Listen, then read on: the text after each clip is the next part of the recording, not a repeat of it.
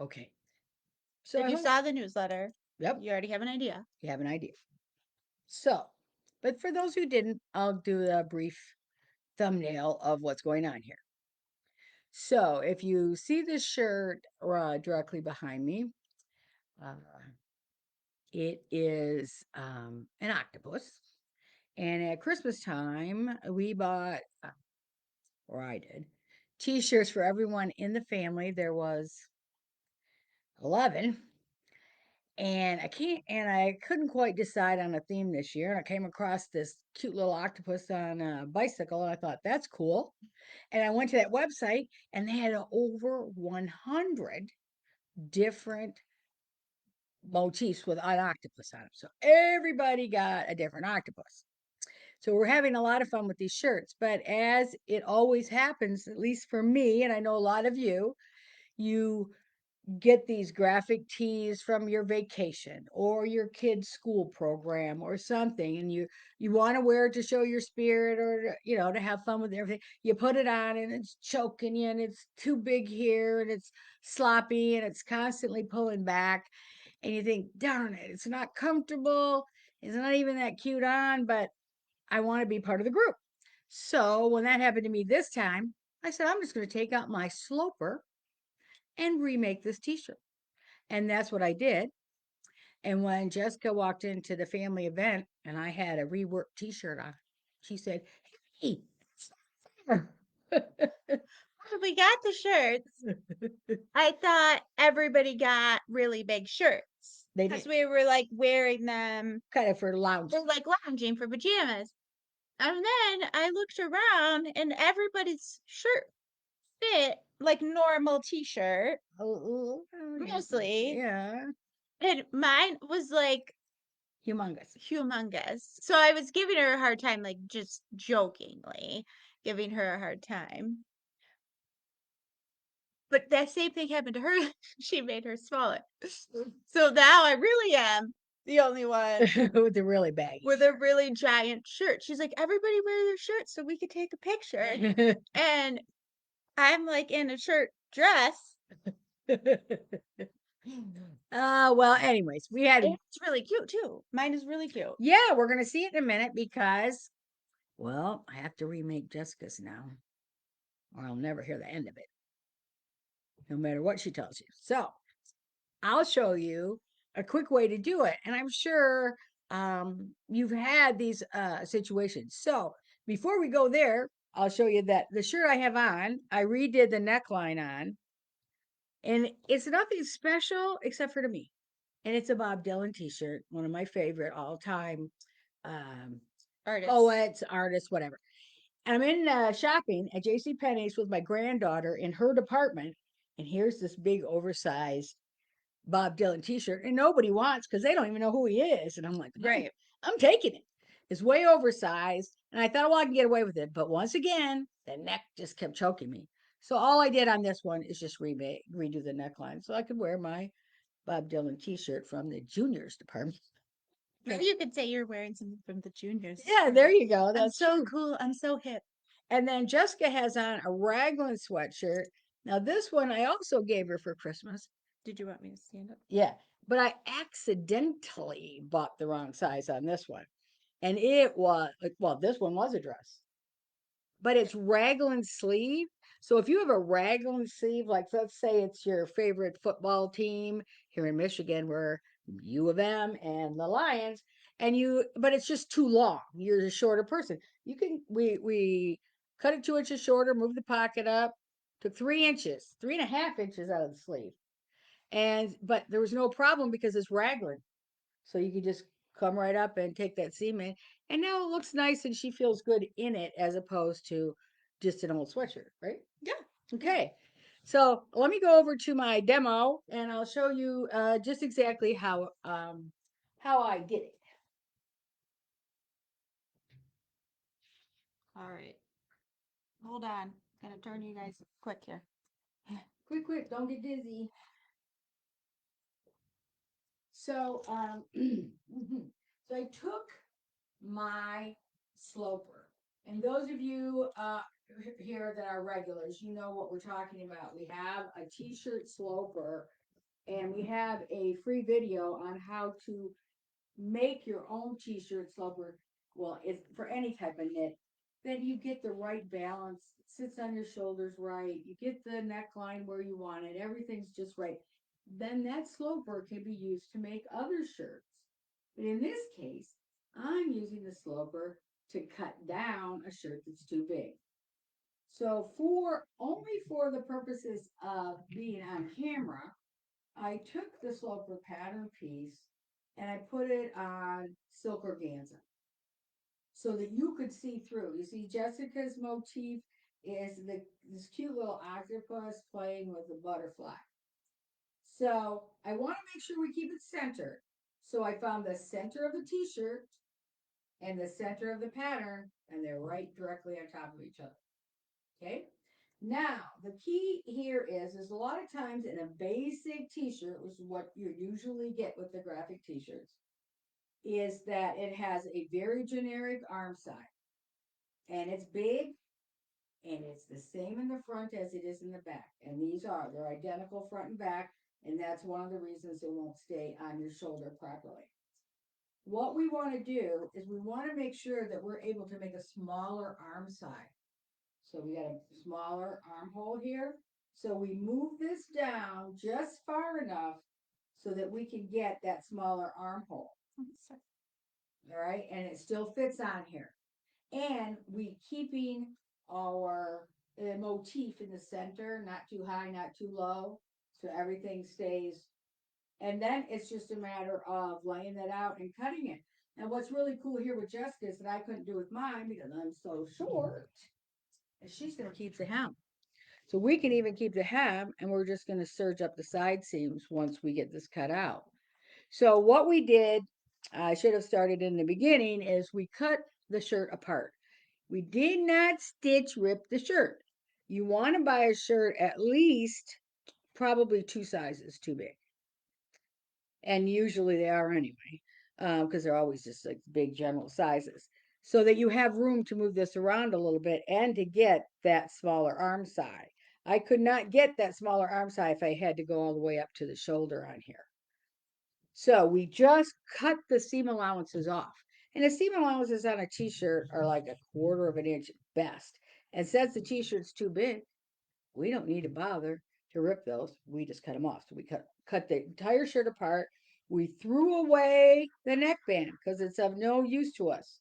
Because we're going to make a bigger neckline so that band won't fit anymore. Plus, it's kind of big and bulky, and we didn't want that. We want something a little bit narrower. So that's the front of the shirt. And then, and I do encourage you to do it out at least the front. The pattern piece is usually on the fold, but do a full piece so that you can make sure that you get that motif right where you want it. And then in the back, it's really easy. We again found the center and make sure we pressed it right on the center.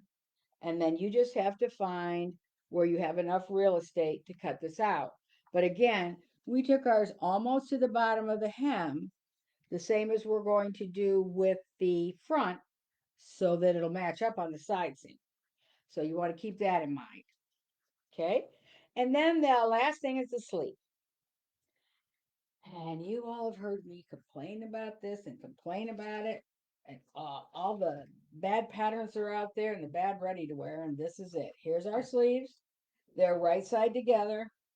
And if I fold them in half, they're identical front and back. That's why it's not comfortable.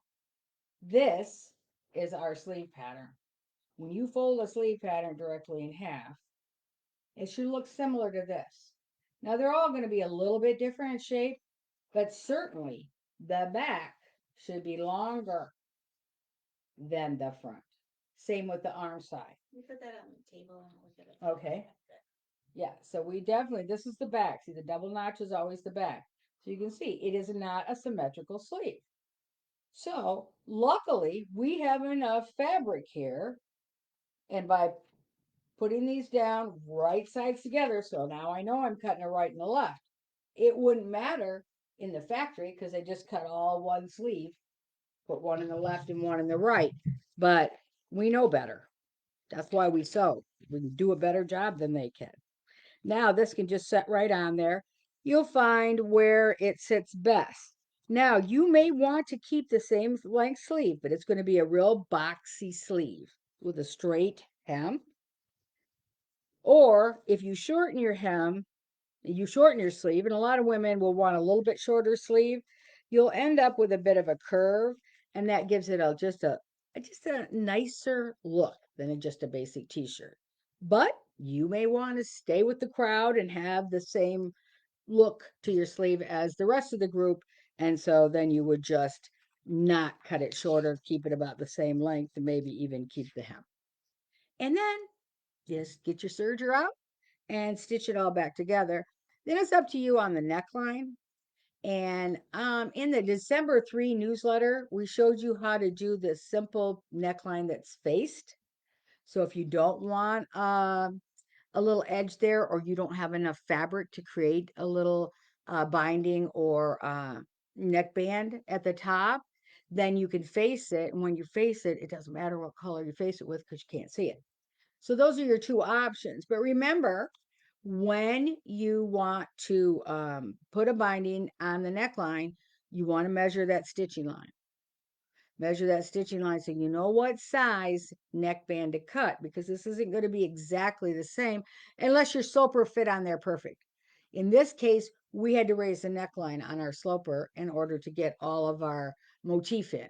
So we will have to go back to the drawing board a little bit just to double check the measurement on that neckline. But if you want to know how to face the neckline and not have that little binding up there or ribbing, then go to the December 3 newsletter. And that's where you'll find directions on how to do that neckline. All right. I think that is pretty much it. Um, I hope this little tip helps you. I wish I'd have done it years ago. I used to complain I'd be in a kid's band, the band parents t-shirt, and it did not look good on me, and I did not feel comfortable in it, and I hated wearing it, and I wish I'd have just thought of this then.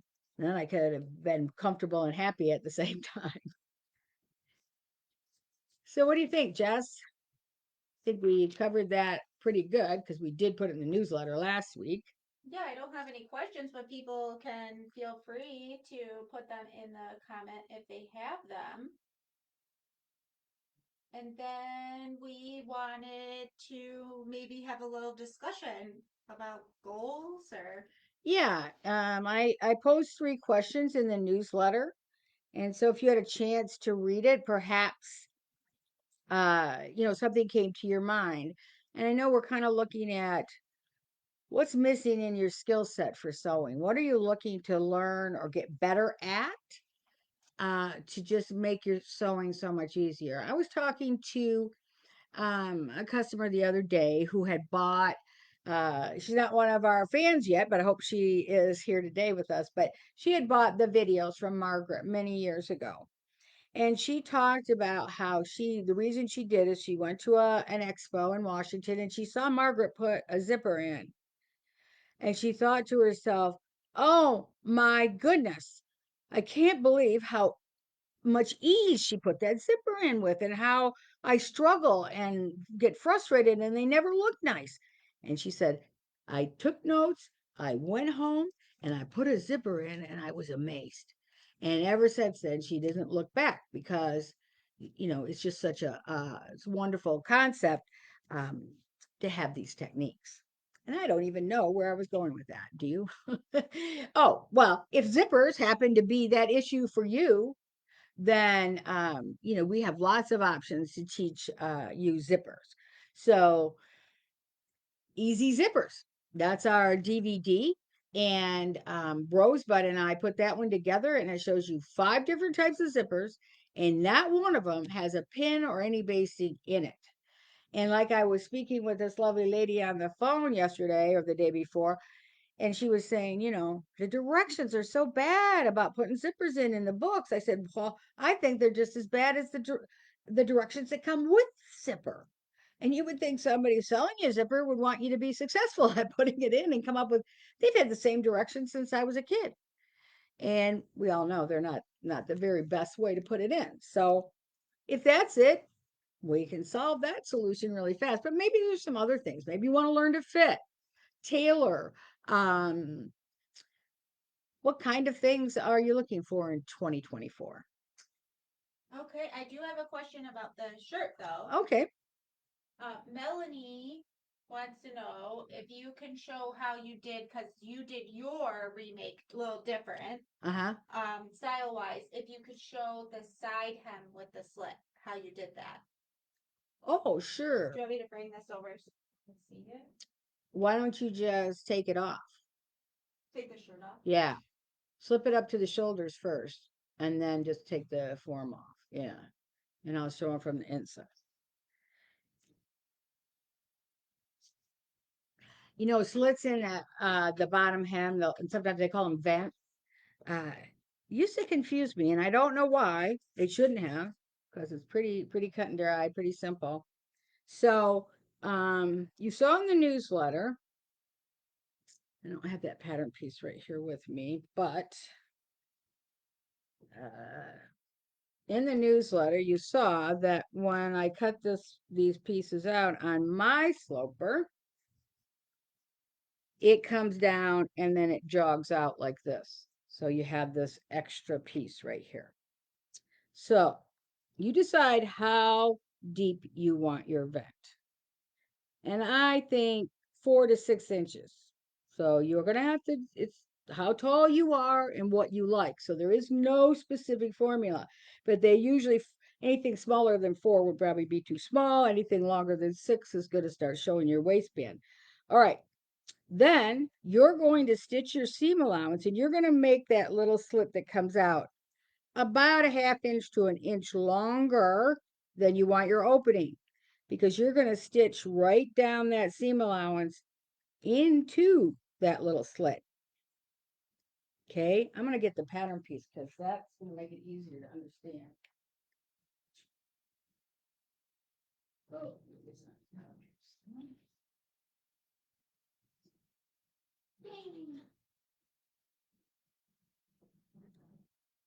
all right, I'm awesomely organized. That's a joke anyway. So here's our pattern pieces. Oh yeah, thanks. Okay, so we're going to stitch our 3/8 inch seam allowance right down, and then we're going to come down about an inch. So let's say this is 6 inches. We want a 5 inch approximately slit minus the hem. So I'm going to come down about an inch past that. Okay, and then I'm going to press this. So I've made this twice the width of the seam allowance. So I'm going to press this twice over on both sides. Let's get this one out of the way. Like you see on the shirt. And then I'm going to stitch my hem. I'm going to come up this edge and I'm going to come across the top of this to seal it down. Even though my seam is down in here, we don't want this flapping around. So I'm going to stitch all the way around the raw edge or the folded edge. And across the top is a raw edge. So where am I? Here we go. So across the top here is a raw edge. But here is all folded and here is all folded. So that's how you're going to stitch it up. All right, Melanie, how did we do?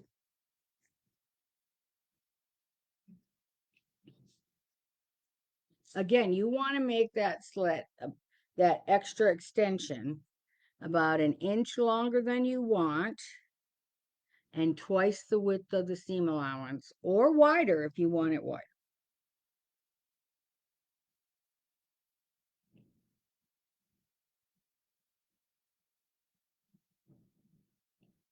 Okay, this is an excellent way to do a vent because there's no stress point.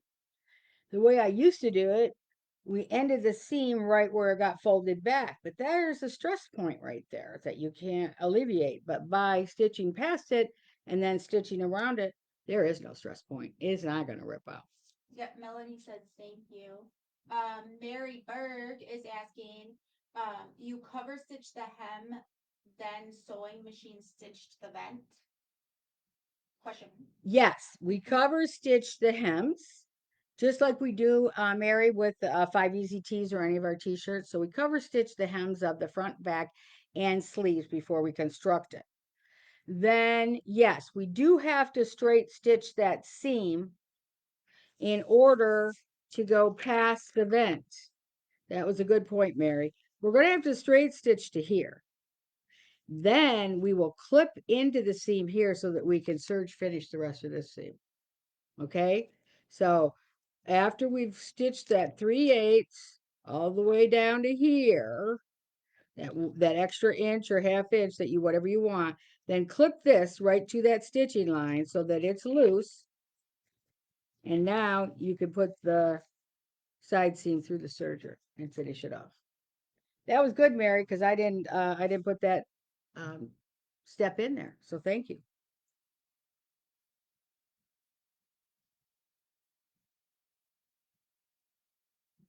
Okay, when we were talking about like for the new year goals and stuff, I just want to share. Janice says she's gonna try to sew a few things with linen that are a little more dressy. Trying to get away from too casual. So that sounds fun. That's Janice. Yes. Janice, remember, if you're going to do any kind of a jacket, top of any kind that's little blazer or cardigan or something, consider using silk organza as an underlining in linen. It probably cuts the wrinkling down by at least half, maybe more. And when I used to travel around teaching, I had 3 jackets that I did that with. They were the cotton linen blend fabrics, and I put that silk organza in there, and I never had to press those jackets while I was on the road. They even came out of the suitcase in really good shape because that silk organza kind of acts like tissue paper and keeps it from being able to even get wrinkled while it's being folded. So consider that. And Terry is asking, do you have tips for applying neck and armhole binding? Many times hers are wonky. Yeah, well, one of the problems that happens when you're trying to, and if you're talking about binding, and I know I use the term synonymously and I shouldn't, because when we do a neckband, it's not a binding. It's stitched on, and the part of it, the folded edge, is sticking beyond the neckline. That is a neckband. Binding is what covers both edges and both edges all the way around. In the factories, they have these wonderful little attachments that go just before your foot, and you feed the binding through there, and it folds it perfectly for you and allows you to only have to stitch around one time. But as a home sewer, we usually have to stitch around, then fold it over and top stitch it down. And if that's the case, always stitch it to the wrong side first, so that when you're top stitching the edge down, you're on the right side. So that's if the binding's going to show. I think one of the biggest problems is what are you using for the binding? I know, and several times I've tried to use your purchase bias tape. It does not stretch enough. It will not lay flat on a curved edge to create a beautiful neckline or arm side. So don't use that. My other tip would be to do some samples until you get your technique just right. I have a huge basket full of half yard, 1/3 yard pieces of fabric. And when we go to do a project or a pattern, we'll pull out of there. And I think a couple of months ago in that December 3 newsletter, I show you we did 2 neckline samples before we actually made the garment. So we cut it out, and we only cut this much of the garment out. We don't, and if you're doing the sleeve, you only need just the sleeve so you can sew up the armhole and do a couple of samples. And it's a lot of times it's how you're applying it, how tight your stitches are, how even you're going around, but also what materials you're using and what materials you're putting together. Sometimes they're not compatible. One stretches more than the other. That is going to cause some wonkiness. So I hope those tips help you. But if you're having a very specific issue, just contact me. We can even do pictures back and forth on email. But that's the general thought. And I see that a lot. It happens a lot. People try to do a little facing with some bias tape, and then it kind of just sticks out because it's just not molding properly to that arm side. And so the edge that you're sewing it to is smaller than the edge that it's reaching on the outside, but it's the same straight piece that you cut. So you've got to get that outside to stretch as big as it needs to be to go in the fuller distance. Right. Terry says thank you. As far as the silk organza, do you pre-wash it? I don't, but you can. Now, I'll tell you if you're going to pre wash it, make sure you serge any raw edges because silk organza frays really fast. A lot of silks fray really fast. And don't use polyester organza. It's only $1 or $2 cheaper and it doesn't breathe. And if you're using a natural fabric like linen, you don't want to muck up the works by putting a synthetic lining in it or underlining. So put the silk organza in there and the garment's still going to breathe. But silk organza doesn't shrink that I'm aware of. I've never had it shrink. I've done some tests. But if you're not sure, especially if you're not sure of the source, cut a 4-inch square piece of your silk organza, make sure it's sealed all the way around the edges, run it through the washer and dryer. Is it still 4 inches square? Then you know. Um, Follow-up question from Terry. She says, do you normally do neck bands opposed to the binding? Uh, I don't do binding, neck bindings. I either do a band or a facing. And that's just my own personal preference. Bindings, again, can be very problematic because of what we're limited to for materials and our home sewing equipment. I mean, I've got a drawer full of these attachments. They're just so wonderful. And if all of our machines could do that, I believe some of them are starting to have some of those attachments. But if you ever look at an industrial machine or one of the light industrials, like Brother has one, Baby Lock, Juki, they all have them. Anyway, they do only straight stitch, but they've got these extra holes in the plate on the machine near the throat plate or on the throat plate.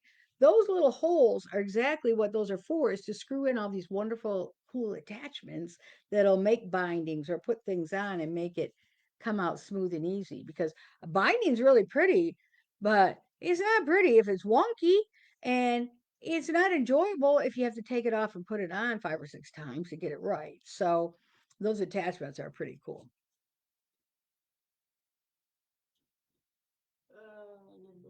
Penny has an interesting question. Okay. Hi, Penny. She would like to know, will making a pant/trouser sloper be on the agenda this year? Yes, I'm not allowed to tell you anymore, or I'll get in trouble. I feel very presidential saying that. I can't tell you anymore. But yes, yes, ma'am, we're going to have some support for you in that area.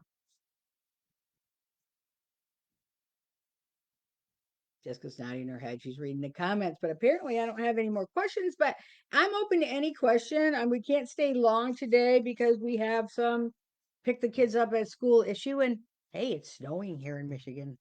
Finally. Or raining, or snowing, Or, yeah, a or little both, raining, snowing. We're supposed to get some good snow this weekend, and all the snowboarders and skiers will be happy for that. Jennifer asks, can you sew knits on your sewing machine with the binding attachments? Well, I'd say no. I'd have to say no, only because it takes a specific stitch and a a lot of specifics. Because when you're putting binding on, it's naturally going to have some tension on it. And so I would think there might be a separate binding attachment for knits, or you just may need a lot of practice. But that is something that I do not have hands-on experience with. So I can't answer that honestly. I can just say, you'd have to do a little more research.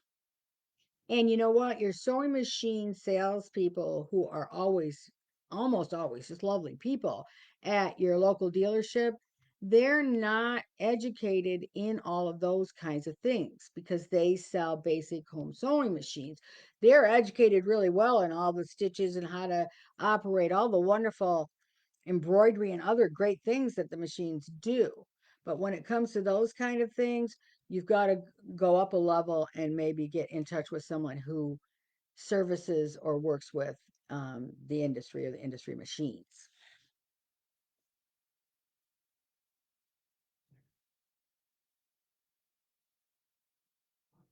All right.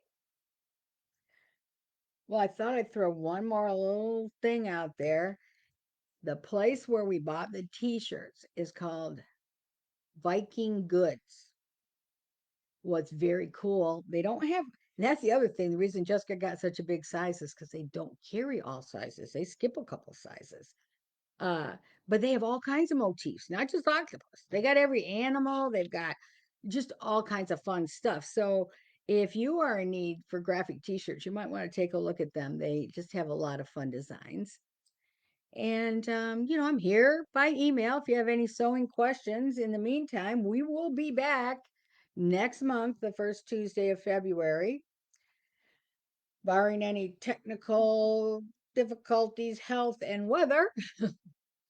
But we'll be sewing up a storm. We got some exciting things we want to show you next month. So, in the meantime, let us know if there's anything we can do to help you, something that you would like to learn. We know everybody's excited about the pant drafting, so don't worry about that. We're going to get there this year. Otherwise, let me know and Happy New Year, everybody, and happy sewing. Thanks so much from Islander Sewing Systems. I'm Janet Prey, and that's Jessica Johnson you hear in the background. Say goodbye, Jess. Goodbye, Jess. Thanks, everybody.